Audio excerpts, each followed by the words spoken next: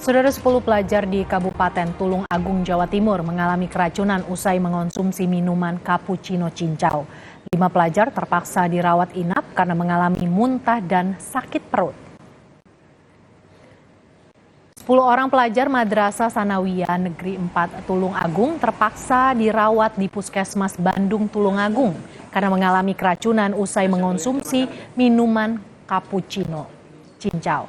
Salah satu siswa bilang merasakan pusing, sakit perut, mual, dan muntah 10 menit usai minum cappuccino cincau yang dibeli di pedagang dekat sekolah. Pihak sekolah melaporkan hal ini pada polisi.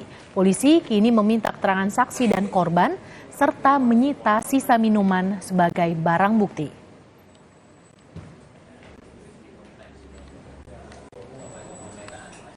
Selang berapa jam mengalami? 10 menit.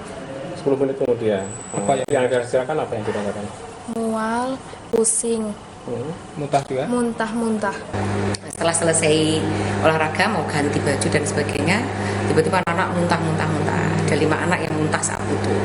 Akhirnya kita kondisikan untuk sementara di UKS, akhirnya muntah terus, kita rujuk ke puskesmas. Tadi dari data puskesmas itu dari 15 siswa yang minum minuman tadi itu 5 anak yang harus diopname, 5 anak yang rawat jalan, dan 5 anak yang tidak